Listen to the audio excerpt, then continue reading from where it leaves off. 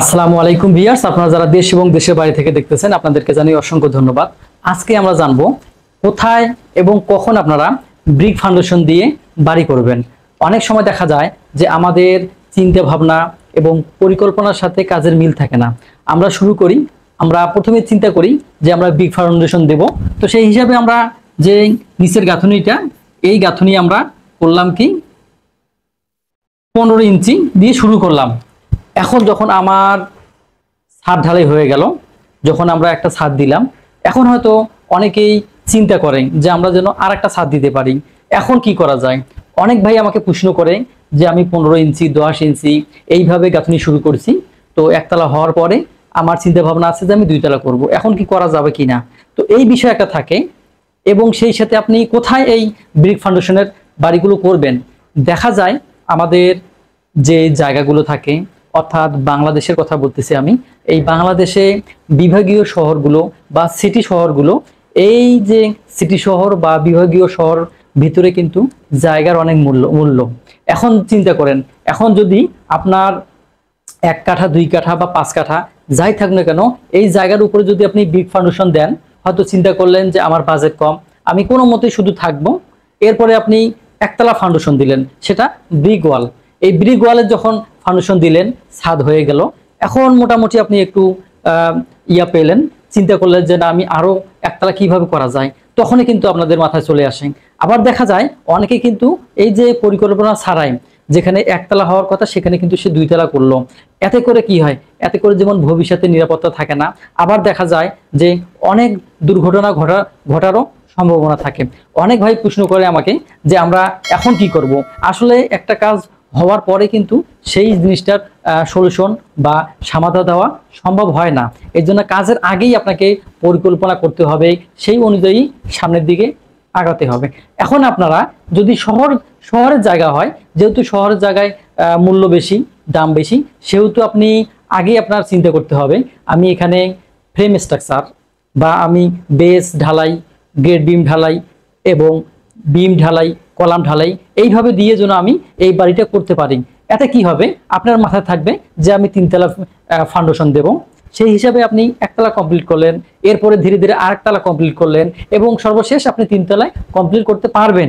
এখন যদি চিন্তা করা যায় যে আমি একটা ব্রিক ফাউন্ডেশনে দিলাম, সেক্ষেত্রে 2 তলা ফাউন্ডেশন দিলাম, সেক্ষেত্রে আবার অনেকেই এরকমও প্রশ্ন করে থাকে যে আমি 2 তলা ফাউন্ডেশন দিচ্ছি, ব্রিক ফাউন্ডেশন, আমরা 2 তলা কাজও করছি, এখন কি 3 তলায় কি আমাদের টিন শেড দেওয়া যাবে কিনা। এখন দেখেন, সাধারণত যে আমরা বিল্ডিংগুলোতে লোড ক্যালকুলেশন করি বা লোড বেয়ারিং হিসেবে ওয়ালগুলো ব্যবহার করি, সেক্ষেত্রে দেখা যায় যে আপনার যতটুকু ক্যাপাসিটি ততটুকু দেওয়া হয়। অনেকেই বলেন যে কিভাবে আমরা কম টাকায় কম খরচে এই জিনিসগুলো করব। এখন আমরা হয়তো আমাদের মতো যারা ইঞ্জিনিয়ার বা এই বিষয়গুলো নিয়ে কাজ করে, তারা হয়তো চিন্তা করলে যে আমার এখানে 2 তলা, অর্থাৎ একতলা, এই 2 তলা শেষ, এখান থেকে শেষ, আমি সেই হিসাবে রডের ক্যালকুলেশন, বিমের সাইজ, বিমের রড, কলামের রড সেভাবে দিলাম। এখন চিন্তা করলেন যে আপনি এর উপরে আরো একটা বাড়ি করবেন, চিন্তা করতেছেন আমি টিন শেড দেবো। আসলে টিন শেডও আপনার ওখানে দেওয়া যাবে না। কেন দেওয়া যাবে না? আপনার যেহেতু এখানে 2 তলার লোড বিবেচনা করা হয়েছে। যদি সাপোজ ধরি যে আমার এই জায়গায় আমি 50 টন লোড পাবো, এখন আমি এখানে 50 টন, এখানেও আমি ধরলাম 50 টন, আমার 100 টনের এই যে ফুটিংটা, এই ফুটিং কিন্তু আমার 100 টন নিয়ে নিল, অর্থাৎ 50 50 100 টন, এই দুইটা মিলে সে ধরলাম যে 50 টন করে আমাদের নিয়ে নিল। এখন যখন আপনি এখানে আরো ওভার দিবেন, সেখানে 50 টন না হলো কিন্তু 40 টন হলো, তাহলে এই লোডটা কিন্তু আলাদা লোড, বা এই লোডটায় তখন বেশি লোড, অতিরিক্ত লোডের কারণে অনেক সময় এগুলো ফেল করে, হয়তো আমরা সাথে সাথে বুঝতে পারি না, জানতে পারি না। তবে দেখা যায় যে বছরের পর বছর হওয়ার পরে দেখা যায় এই সমস্যাগুলো সামনের দিকে চলে আসে। তো আমি অবশ্যই ওই ভাইদেরকে বলবো যারা শহরে বাড়ি করতেছেন, তারা যেন পরিকল্পনা মাফিক বাড়িগুলো করেন, অর্থাৎ আপনার কোনোভাবে সেখানে যেন যে ফাউন্ডেশনটা আপনি দিবেন সেটা যেন অন্তত 2 তলা 3 তলা বা 4 তলা এর অধিক যেন হয়ে থাকে। কখনোই আপনি ব্রিক ফাউন্ডেশন দিয়ে 1 তলা 2 তলার মতো শুরু করবেন না। এতে করে আপনার দেখবেন যে 10-20 বছরের পরে হয়তো দেখবেন জায়গার ভ্যালু অনেক বেশি হয়ে গেছে, এই কারণে আপনার এই বাড়িটা ভাঙতে হচ্ছে। এখন তাহলে আমরা কি ফাউন্ডেশন, ব্রিক ফাউন্ডেশন দেব না? অবশ্যই দেব। কোথায় দিব? আমরা সাধারণত চিন্তা করি যে গ্রামে আমাদের জায়গা অনেক, অর্থাৎ যে ভাইগুলো ডিজাইন করিয়ে নেন, দেখা যায় যে এদের জমি কিন্তু অনেক, দৈর্ঘ্য 100 ফিট, 150 ফিট, প্রস্থ 50 ফিট, 60-70 ফিট, অনেক জায়গা। এই জায়গার ভিতরে যদি আপনি চিন্তা করেন যে আমার গ্রামের দিকে মুভ হওয়ার সেইভাবে কোনো সম্ভাবনা নেই, বা আমাদের যে পরবর্তী জেনারেশন প্রজন্ম তারা কিন্তু গ্রামে সেইভাবে থাকবে না, এই কারণে আপনার কোনোভাবেই সেখানে আপনি 5 তলা ফাউন্ডেশন দিতে পারেন না, 3 তলা ফাউন্ডেশন দিতে পারেন না। যদি আপনার প্রয়োজন হয় যে না আমার প্রয়োজন আছে, আমি 10 বছর 20 বছর পর করব, সেক্ষেত্রে আপনি করতে পারেন। আর যদি মনে করেন যে না আমার কোনো মতো থাকার মতো জায়গা, সেই ক্ষেত্রে আপনি কলাম ফাউন্ডেশন বা ফ্রেম স্ট্রাকচার না দিয়ে সেখানে ব্রিক ফাউন্ডেশন দিতে পারেন। তাহলে আপনার যেমন খরচ কমবে, অন্য দিক দিয়ে আপনার অবস্থায়। সেই সাথে আমি আরো বলবো আপনাদের যে আপনারা যখন বাড়িগুলো করবেন তখন পরিকল্পনা অনুযায়ী করবেন, অর্থাৎ আপনার জায়গার ভ্যালু সাথে আপনার সেই বাড়িটি যে বসবাস করবেন সেখানে কি আদৌ স্থায়ীভাবে থাকবেন কি অস্থায়ীভাবে থাকবেন, এই জিনিসগুলো দেখে শুনে আপনারা একটা বাড়ির পরিকল্পনা করবেন, সেই হিসাবে কাজ করবেন। দেখবেন যে যখন আপনারা গ্রামের দিকে যাবেন তখন আপনারা 1 তলা 2 তলা ফাউন্ডেশন দিতে পারেন।